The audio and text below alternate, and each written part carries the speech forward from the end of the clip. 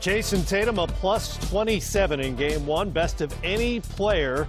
He and the young Celtics continue to find ways to get it done. They'll look to stay playoff perfect on the parquet in tonight's game two of the Eastern Conference Finals. Hey everybody, welcome in. It's game time here ahead of game two between the Cavaliers and the Celtics. It's David Griffin right over there. Brendan Haywood. I'm Matt Weiner. Good to have you along with us. The draft lottery happens an hour from now on ESPN. Then it's game two of those Eastern Conference Finals. Game one, all C's from the get-go. Boston built a 21-point lead in the first quarter. Jaylen Brown leading three Celtics with 20 or more points in a 25-point blitz. For the first time this postseason, LeBron James wasn't the Cavs' leading scorer. The Celtic D held him to 5 of 16 shooting for just 15 points, less than half of his scoring average this postseason.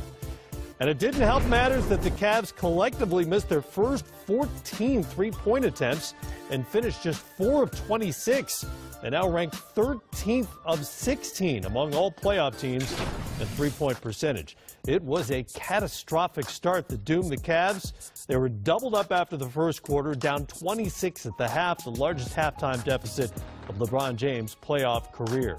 James has a habit of following up these games with monster comebacks, but he reminded us this morning you can't necessarily count on history repeating itself.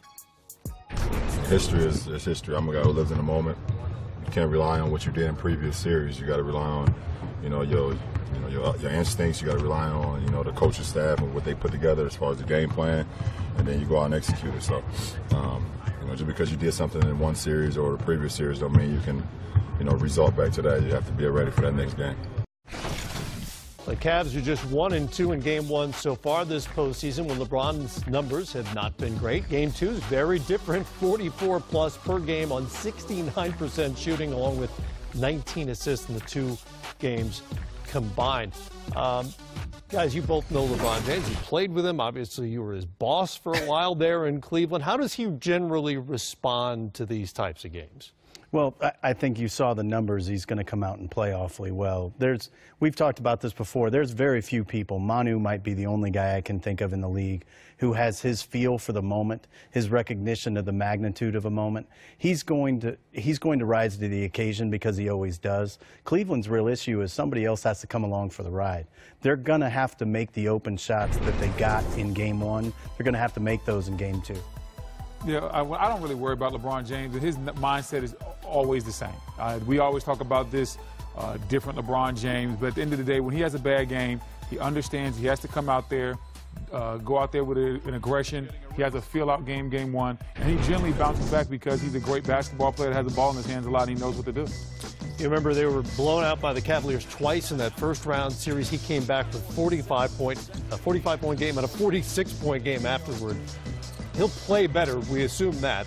How should his approach change tonight? I think he has to be aggressive. When LeBron James comes out kind of passive, I think it has a negative effect on the team because those guys follow his lead. And when he's not aggressive and getting downhill and creating a problem, that makes it harder for guys like Kyle Korver, Tristan Thompson, Kevin Love, and J.R. Smith to get their own shots. They depend on him to get they depend on him to get easy shots. So he has to be aggressive. His mindset has to be right, and it has to be right from the get-go. I'm attacking this Boston defense. I'm causing a problem. I'm getting downhill. I'm going to force 2, sometimes maybe even 3 defenders to stop me.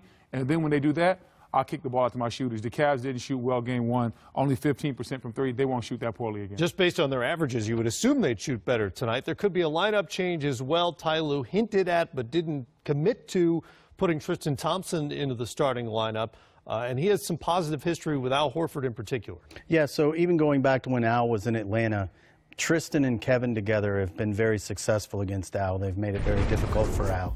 If you let Al be the only big on the court, he's really effective. But what's happened in the past when Kevin and Tristan can both crash the offensive glass, that's been difficult for Al. There's also always been a big body to throw at him, which has been helpful. I think in this series, I was a little bit surprised that Tristan wasn't a bigger part of the game plan from the beginning because he's had so much success against Boston in the past. Right. Well, Boston obviously had the best defense in the league during the regular season. That continued into game one against the Cavaliers. When you look at what teams have done in terms of their three-point percentage, in the playoffs. 76ers numbers went way down. Bucks actually shot it a little better against Boston. See what the Cavaliers have done, 15.4. They got a lot of open looks. We saw that. So how much can Boston take credit for that 15%? I think a lot of hype was surrounding Boston's defense game one. Now, I don't think that Boston did a poor job. I think Brad Stevens is one of the best coaches we have in the business. They have a lot of young athletes that can contribute to you shooting a poor percentage from three. But let's be honest, a lot of people just react to the fact that LeBron and the Cleveland Cavaliers dominated Toronto. They saw these Cavs come out and play Portland, and they tried to make it seem like Boston had some magic elixir for how you stop LeBron James and the Cavaliers. Yeah, the magic elixir is when guys are wide open, they miss shots. If that's what you're going to depend on, I expect the Cavaliers to shoot a lot better today. Those guys will hit those shots. And like I said, we gave Boston a lot of credit. Some of it is deserved. Some of it is a little bit of a carryover from the last series. We saw Toronto not compete at the same level that Boston did. Right. So now that Boston played a little bit harder, we want to make it seem like they just shut the Cavs down. The Cavs missed a lot of open shots. Yeah, I think that's true. And I also think that what exacerbated the situation is the artificial intelligence aspect of LeBron's brain really likes to be able to go into a game and feel out that first game. And he doesn't have anyone with him right now that can generate offense. So when he's not aggressive, to your point, everybody else is much more uncomfortable because it's a very symbiotic thing. They're all parasitic offensively off of him. So when he's not going to get his, it makes it very difficult for them to do their part. And the reason it's even more profound is when he's in that phase, he used to be in that phase with somebody like Kyrie Irving on the other side of the ball who could go generate offense for those people who needed it. Right. They don't have that other guy creating offense right now. So it's going to be incumbent on Ty Lue to put Kevin Love in positions probably at the elbow to generate some of that for them. And you believe Boston is a tough matchup for Cavaliers? Oh, yeah, very much so, because the size of their wings really mitigates a lot of the LeBron advantage. Obviously, you're never going to stop LeBron from being LeBron, but it makes a really big difference when you're throwing 6'7", 6'8", 6'9" at him consistently, and you have several bodies to do it with. And schematically, they're able to do some things because Brad is so all about excellence and execution. They can do some things that Cleveland really hasn't seen up until this point. I agree, and also it comes down to how versatile their personnel is. When you think about the difference between the wings in this series and the Toronto series, guys like Siakam, guys like OG, they're one-way players. Those are defensive guys. Right. Boston has young, athletic, long guys that play at both ends, so they can defend you. And then guess what? LeBron James doesn't get to rest on defense. He has to go guard a Morris. He has to go guard a Tatum or a Jaylen Brown or whoever he gets matched up against. So they have a lot of young guys that are athletic, that can challenge defensively, but at the same time score. So this is a little bit different.